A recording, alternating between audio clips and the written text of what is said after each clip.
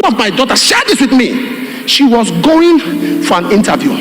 A man in Egypt passed her and splashed mud.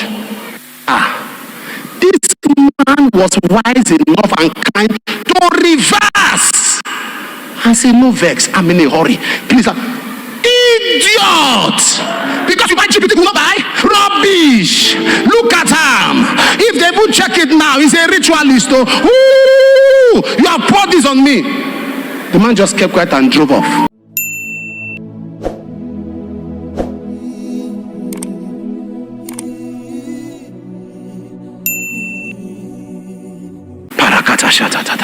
A young lady walked in a cold room store, a big cold room, very big. What they do is that every weekend they will bring stockfish, piles of it, turkey, chicken, all of that in cartons. She will count them before they put them in the cold room was big. It was like an apartment. She will count them before they put them in. The boss told her, count them before they tell you they brought 1,000 or they brought 2,000. Meanwhile they brought 900. Count them. Yes, sir. So one time she was sleeping and they loaded everything in the cold room. So when she came, they were gone. She said, hey, what do I do?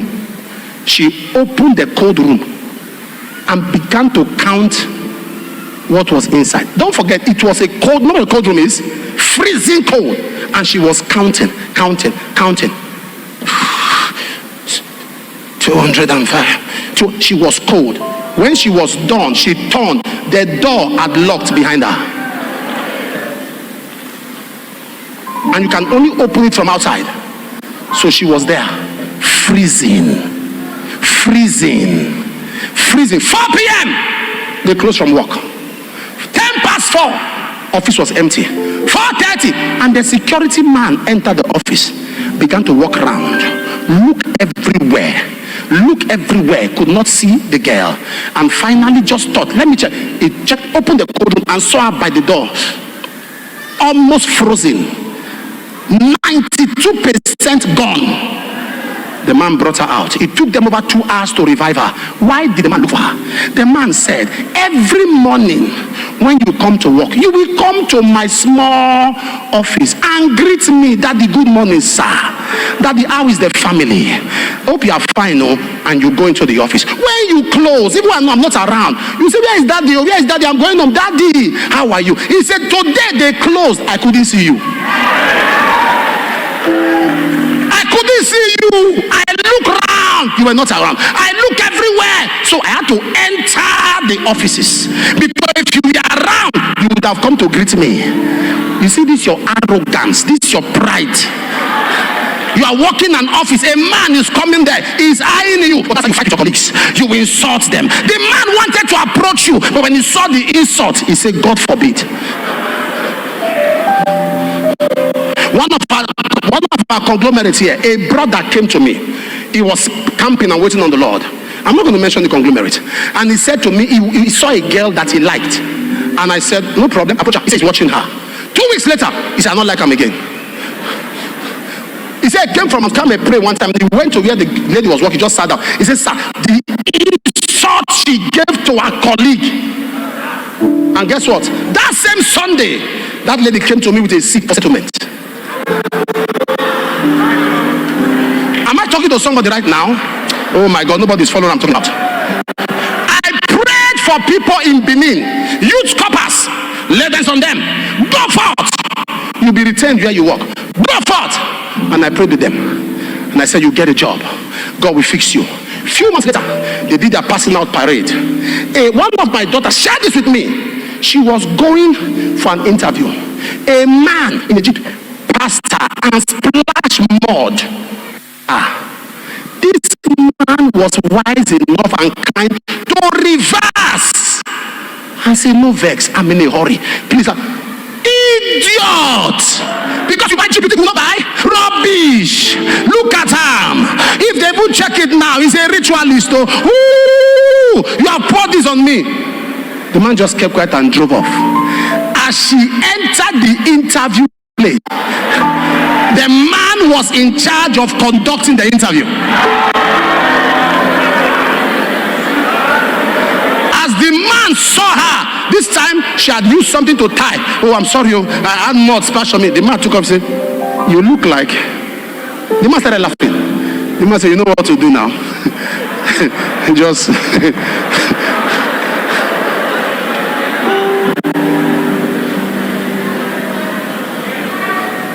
am I communicating here? Kindness. Little kindness. Little kindness. Little kindness. Act of kindness. A brother in this church, God has helped him now, he's married, he's relocated. Wouldn't get married. We engage this one problem, engage that one problem, engage. So one time he engaged a sister in church. I was very happy for them. I was excited that they were getting married.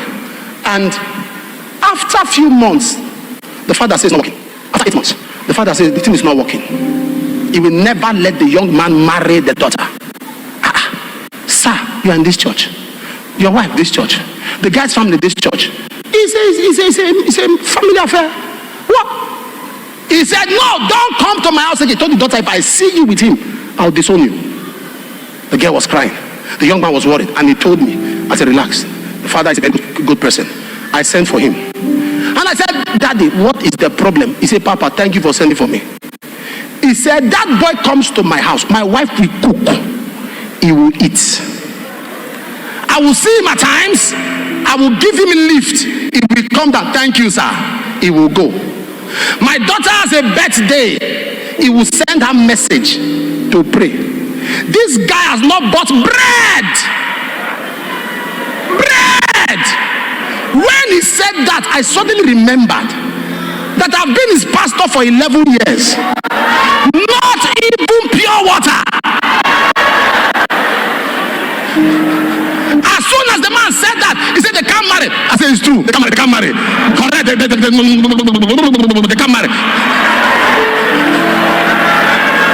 He said the guy is stingy. He will kill my daughter. I said correct. Nah, the guy is stingy. He will kill her. He will kill her. When the young man met me, he said, Daddy, how did he go? I said, didn't go where? He said, what? I said, the man is saying you are stingy. And I concur. You are stingy. He said, for tell me. I said, no, that is what is kindness. You don't need to be told. There are things you are intuited, your initiative. What makes you a man using your initiative? You should not be told.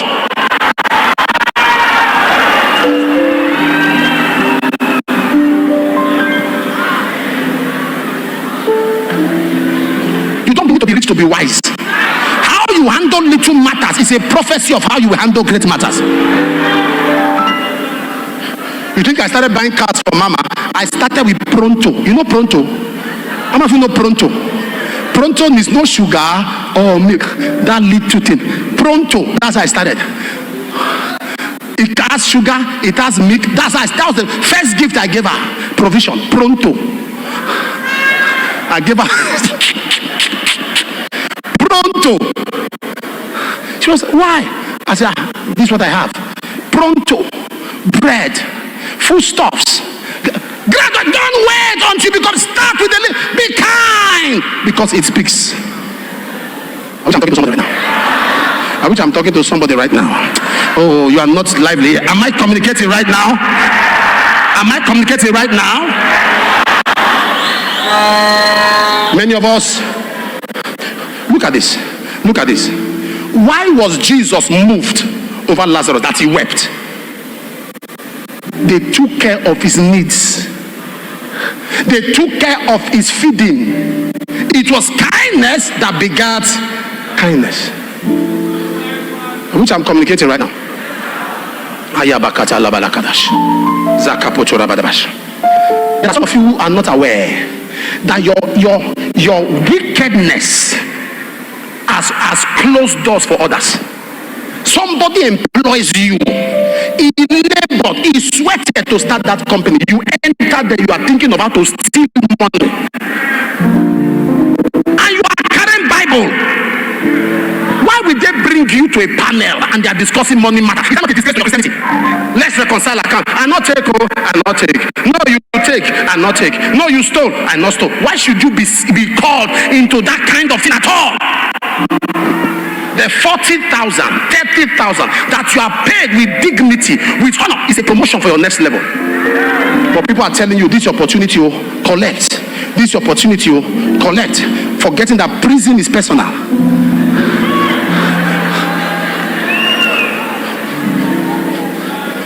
Having that consciousness. Am I communicating right now? Having that, there are things I can't share here. There are people here who were in this place. They had no jobs. We saw them just like, we gave them jobs in conglomerate. They stole money. These are people that speak in tongues, so stole money. They stole blindly. What kind of, you see, you can't really say you are a believer until your virtue is tested. When your virtue is tested, somebody does something, we see your reaction. That's why we know you are a believer. There's an opportunity for money and we see your reaction. That is why we know you are a believer. I wish I'm talking to somebody here. How do you treat people? How do you treat people? How do you treat people? Hear this, and I'll give you one more point and I'll pray. I went to preach somewhere. I mean, it's my custom. Henry and my wife can tell you, if I walk into the airport, I give money to everybody. Even if you are 50, you are 20, you are 100, I will say, how many are you people? So I will give money. So anywhere I enter naturally, from corners, gate man, security, everybody. I was privileged to be at the airport with one of the richest men in the country. I'm not going to mention his name. Everybody left him. They just greeted him, but they all ran to me. So I said to them, see him now. They said, not blue get money, now they give. Another one said, make it get out. He reached for himself. Who he help? I felt bad. He was carrying his briefcase by himself. I said, go and help him. They said, no, now they give. Let him get out. Apostle, what do you want us to do for you? I said, no, don't do anything. How many are you? They said, some are out, some are how many? I counted. I said, share it for yourselves. So it's a natural thing. I do it. So I walked into a place I was to preach. It's a hotel I was to preach, and I was to rest in that hotel. I just came in. The pastor was rushing me to the room. I said, wait, now don't rush me. There are people at the reception. He said, oh. I said, how many are you here? And we are 8. So my money, the duty. So how many of you work here? They told me. So I gave them. And one of them said, Daddy, my mother was in your program, blah, blah, blah. She was healed of cancer. I said, bless the Lord. I ran because I came late to the meeting, dropped my bag, walked to the pulpit with the pastor, ministered. So the pastor allowed me and the protocol go. While I was going to the room, I greeted them at the reception. I come back. I said, you are in the evening session duty? They say, yes. Did they share money? They knelt down. They gave all of us, sir. Thank you, sir. Thank you, sir. While I was going, the lady who spoke about her mom squeezed a paper in my hand and winked at me with one of her eyes. I said, what did they worry this one? So I opened the paper. He said, come to the generator stand. CCTV is not there. I want to tell you something. In other words, she knew that if she's seen talking with me, the CCTV will pick her. So the generator place where the CCTV has no camera. When I walked there, she sneaked in from the back. Inside, they didn't see her. Me, I walked around. When I got there, I stood. I said, what's the matter? He said, don't enter your room. I said, what? He said, while you were there, that pastor left. And I remember, the man left the pulpit. He said, he came back here with some people. Somebody was holding a nylon bag. It's like they dropped something in your room. Don't enter. He said, sir, hold on. He said, sir, this out to go so that the camera does not pick you. Those people are criminals. So told me how I manipulated myself, and I sat down. My pastor said, sir, go to your room. I said, no, I'm not going to sit down. I'm not going to the room yet. I sat down. Not up to 20 minutes. Pastor coming with police. Walking straight. Knock. I was not there. I came out from the swimming pool session. I said, pastor, you can't check what you drop. He said, I said, as you came with me, led me to the room, that is how I followed you to the pulpit. I have not entered the room at all. So this policeman you brought, whatever you find there, officer, I am not involved. Check the CCTV to check who came. They planted a pistol inside the locker. So he invited me to set me up. But kindness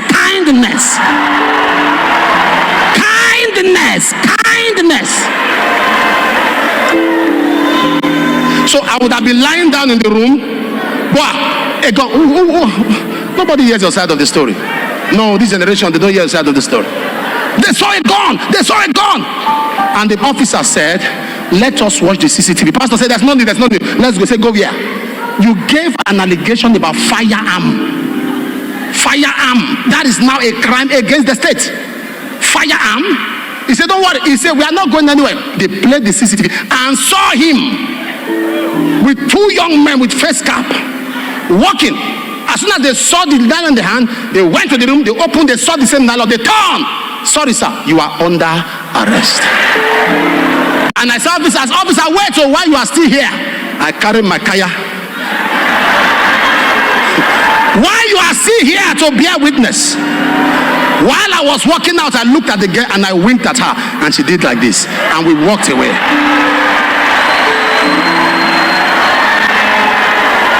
What helped me? Kindness. You take your seat. You walk into a place, people are there older than you. That's how you frown.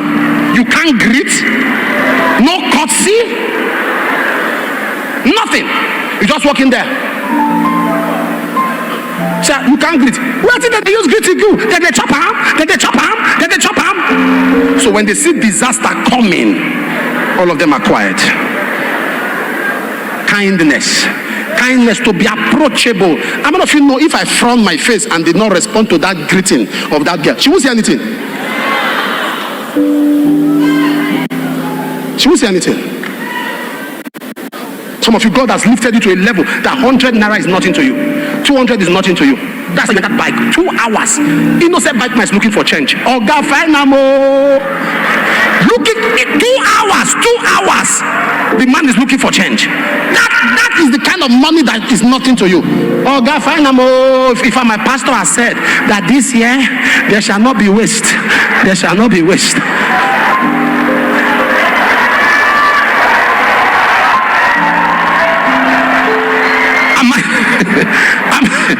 Am I communicating right now? Tell 5 people, be kind to people. Be kind. Look at that. Look at this. Look at this. Let me shock you. Wait, sit down. Let me shock you. Let me shock you. Shh. Shh. Hold on. Let me shock you. They found the man. An Egyptian man. They fed him. Stop that. Stop talking now. Listen. They fed him. Guess what? When they found the man said, I was sick. My master left me to die. 3 days. He left me. Without concern. Without care. Left me because I had a challenge. Left me to die.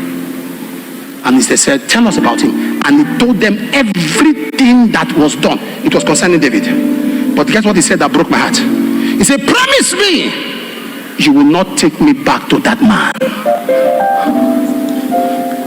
What kind of wickedness that somebody who once served you is so hot that they don't want to see you? Promise me. Because that man wants my death. He saw me dying. He knew I was dying. The way some of you treat house help is why your prayers are hindered. The way you treat house help. In my house, everybody eats the same thing. Everybody. Those living, me. In fact, they eat more than me. I'm saying this without apology. But thank God, my cook is raising her hand. She agrees with me. They eat more than me. The chicken I eat, they eat. Sometimes I come, I see all kinds, I see cows, goats. When I come back after like a month, I don't see anything. Where did they go? People with 5-fold ministry have dealt with it. But I am excited. I am happy. Seeing them look the way they look, I am happy. That is...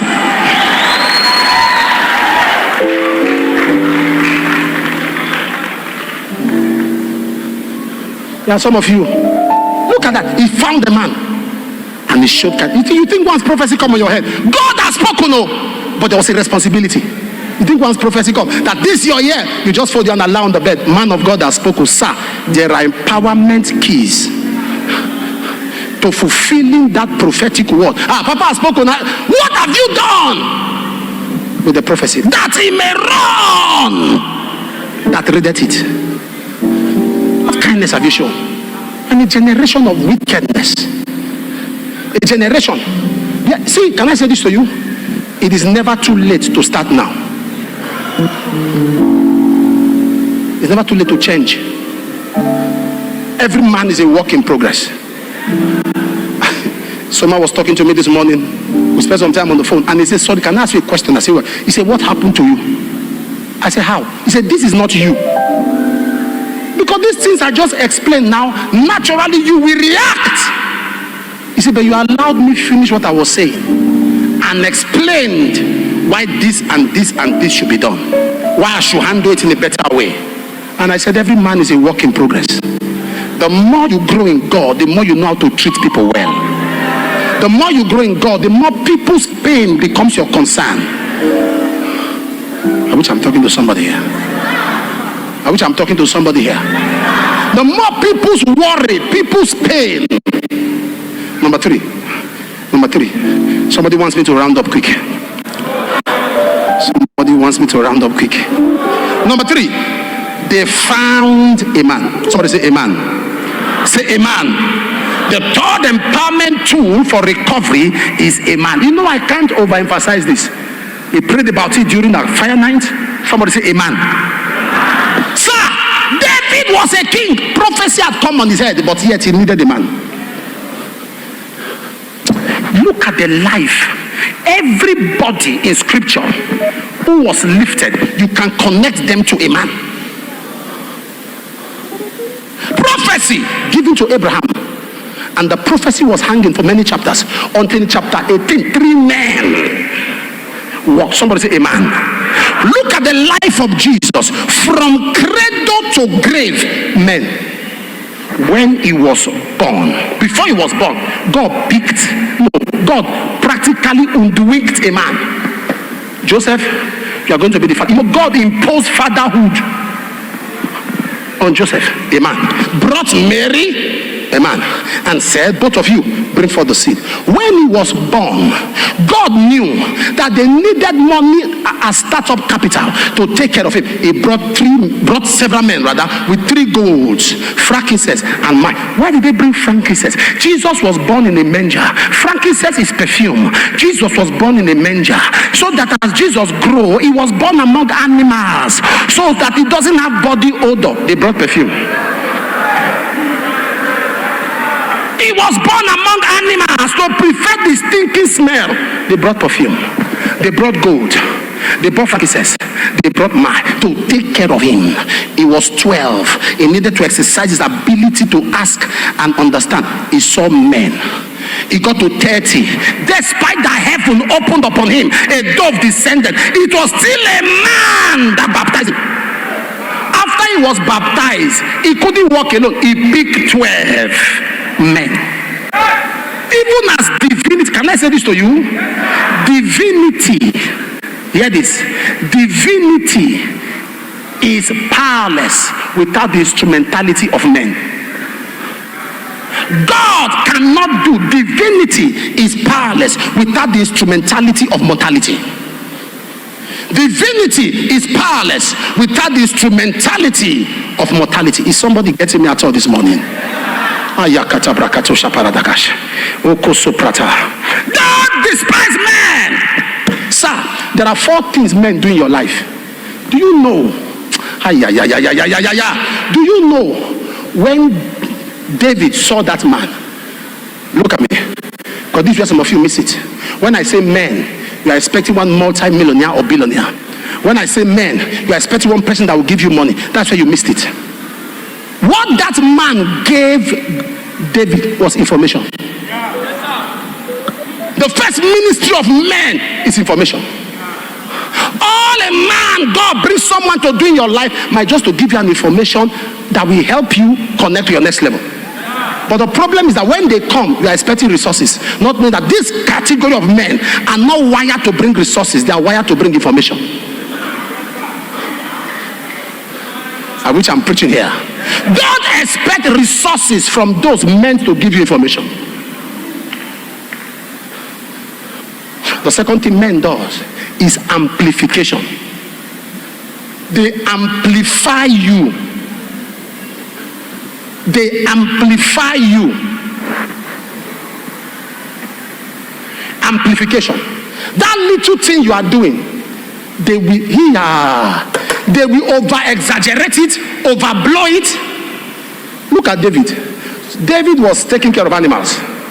The first time, hear this, David had been around the palace before he killed Goliath. What was he doing? He was playing the flute for Saul. How? An evil spirit came upon Saul, and somebody said, I wish my Lord could get one young boy called David. He's a skillful player. All the things David had not done, the man began to announce them.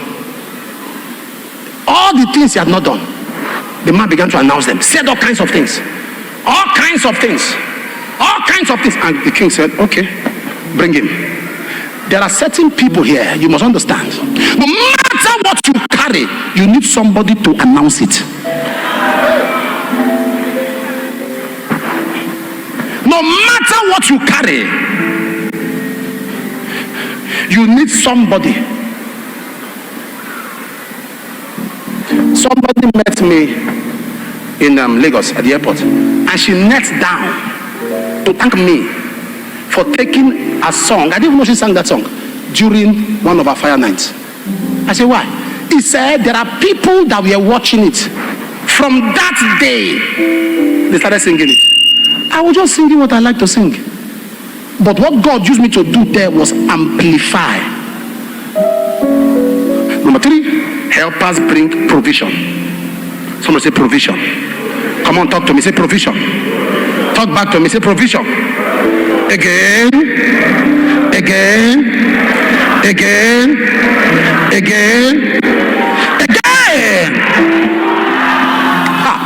To think you can live without helpers is a joke.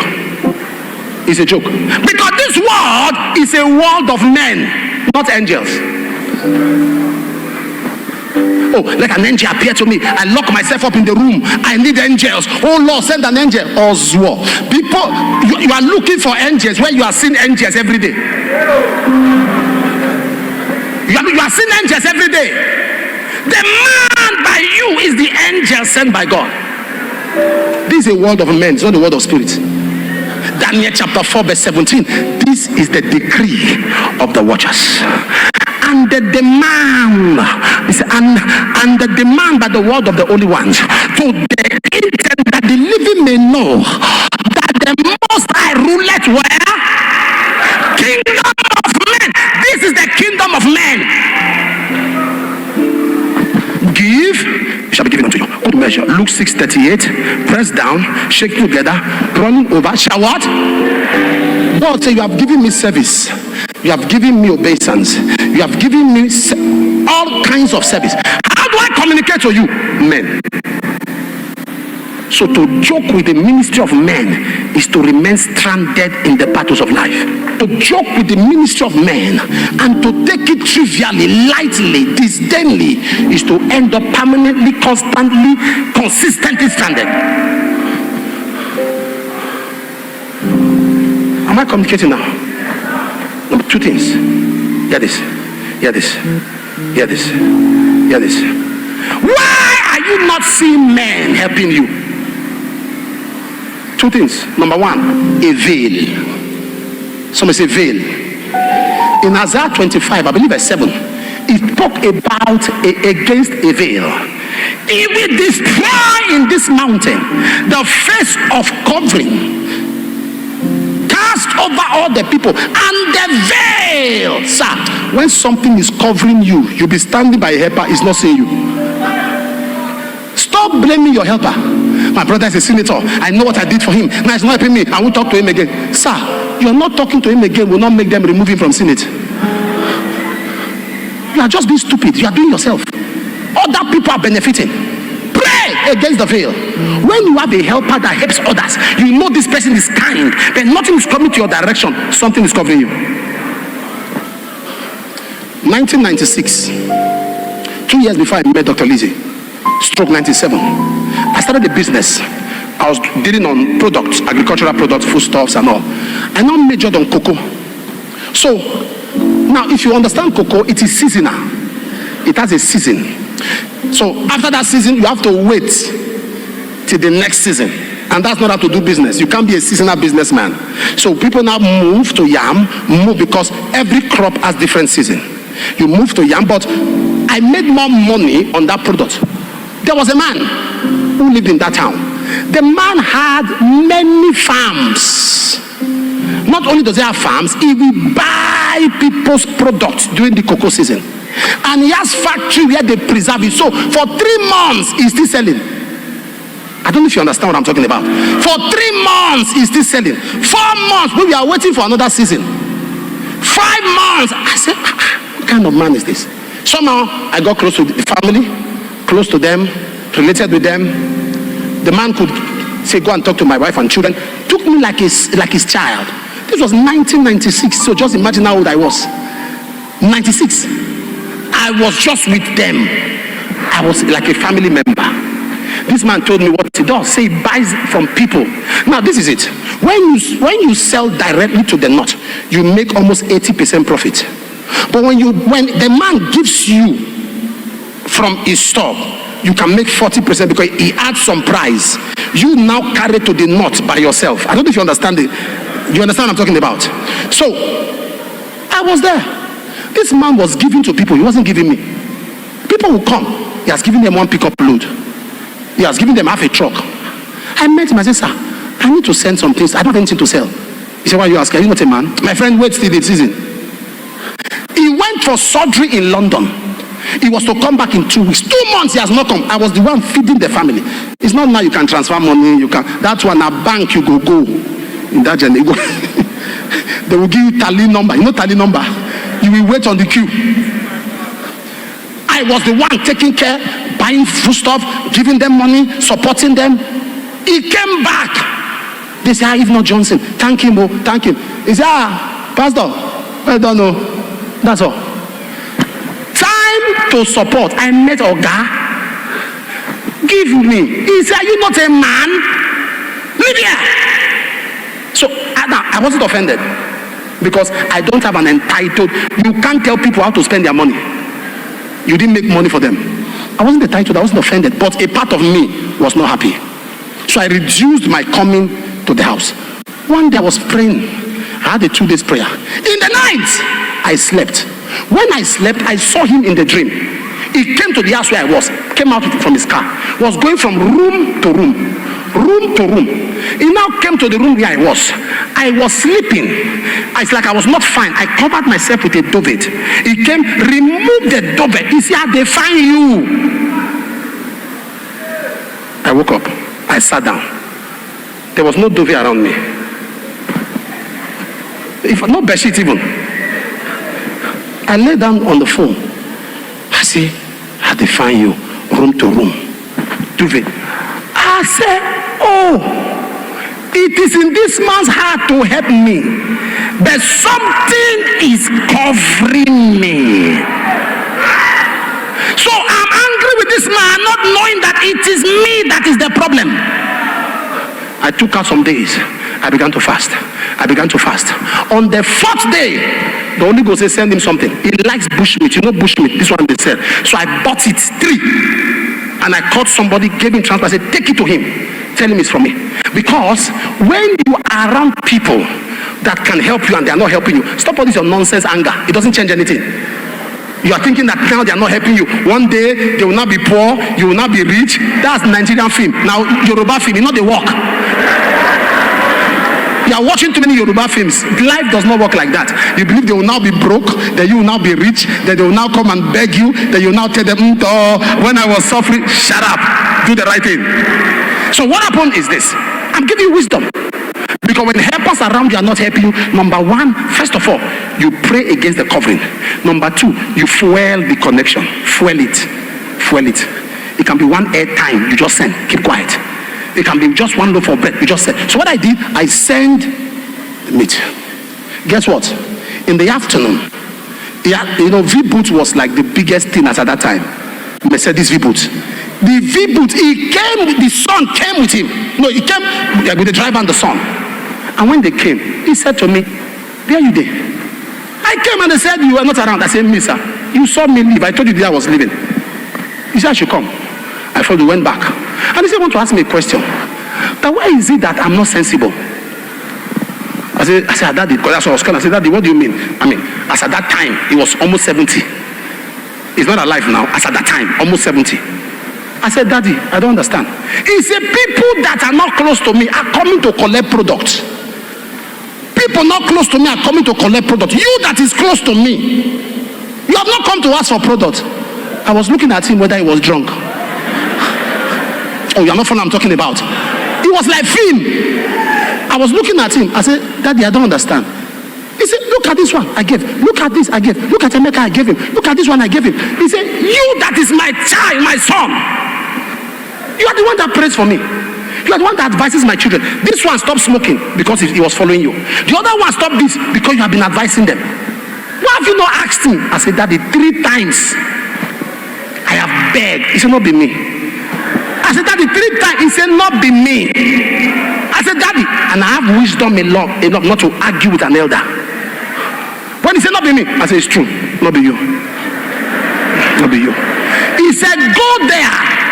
They go open store for you. The store where they that place. He said, the store full. Carry all the products. When you don't sell, come pay me. The veil. Hey, wherever you are, every veil that is covering you, that is not, be upstanding, be upstanding, be upstanding.